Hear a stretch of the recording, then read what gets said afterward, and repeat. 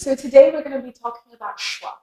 So schwa is the most common sound used in British English. But it's also one of the hardest to master. So this is what the symbol of schwa looks like. Right. Can everyone say schwa? So that's what it's called. This is like a linguistic term. However, the sound of it is more of a wa sound. So let's practice making the sound. So you need to relax your lips and relax your jaw and literally just drop your jaw. Wow. So that is the schwa sound.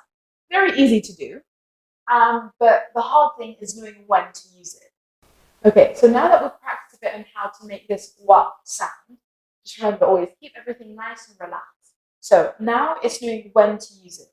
So any vowel letter can be pronounced as a wa sound, but it changes depending on whether the syllable it occurs next to is stressed or not. So let's look at an example. Can everyone say man, right? So the vowel sound, man, is ma, that sound. And this is what it looks like in the phonetic alphabet. However, if we say postman, you see how that sounds completely different? Postman and man. Give them as two separate words, post and man. It sounds like that A is that very clear sound. Ah. Post, man. However, if it's together, meaning the person who delivers your post, we'd say postman.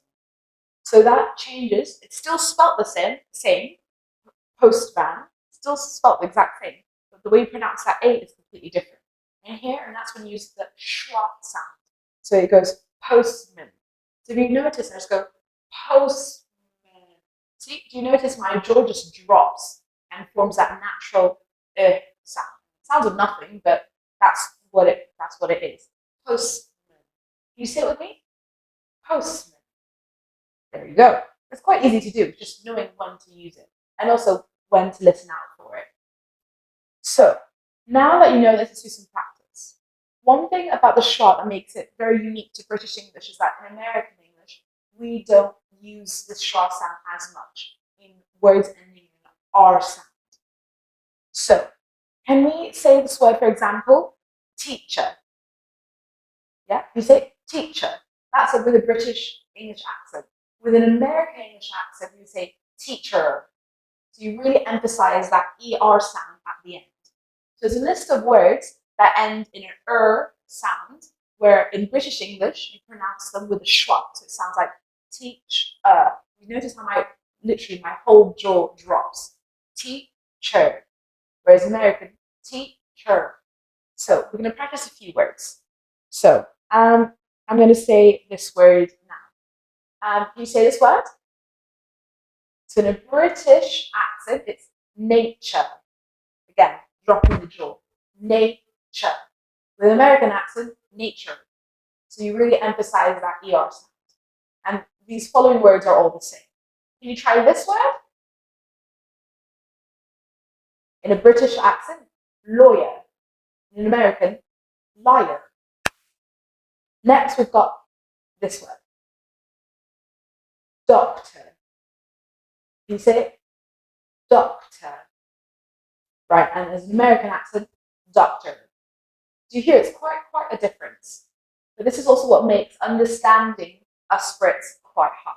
But you'll get it with time and practice. So the next two words we've got is this one. Culture. Can you say it? Culture. And then in an American accent, culture. And lastly, we've got this word. Can you try saying it for me? Computer. Right, one more time. Computer. And of course, with the American accent, computer. You hear that that's got quite a difference. So this is the first way that we use schwa in a distinctly British way, whereas in the American way we don't. Is when we have words ending in this sound. The last thing to keep in mind is that the schwa isn't just one sound for a letter. It can also be used for several letters or even a whole syllable. So I know this is a bit confusing, but we'll break it down. So if you take a word like nature, some parts of this word are stressed. They're strong. They can't be changed. They're inmalleable. Then there's other parts, other letters and sounds within this word nature that are malleable, that are weaker. So if you can think of it as the stressed part of this word is the n sound, ne sound.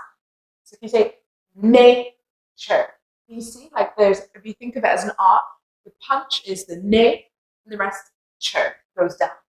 So if you think of it as the components of that word nature, the ne sound is made out of steel. You can't change it, you can't move it with your hands. But the ch part is like out of Play-Doh. You can mold it to fit so it works with the way you want to say it, the way you want to communicate.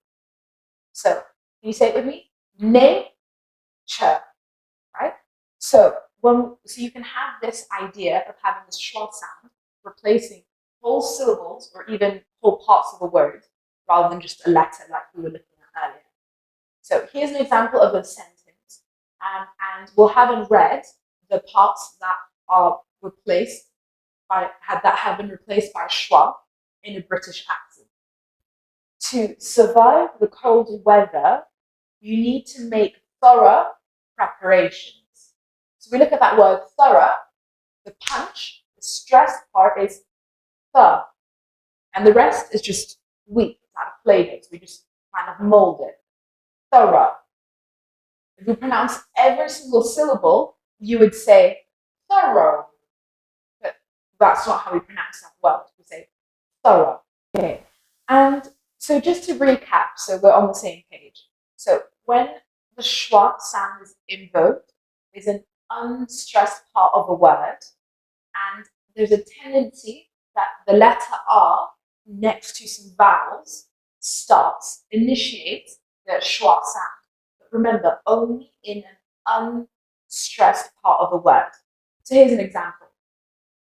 Measure. Right, can you say it with me? Measure. Another word? Theatre. Theatre. And then lastly, we've got wizard. Okay. Wizard. And survive. Survive.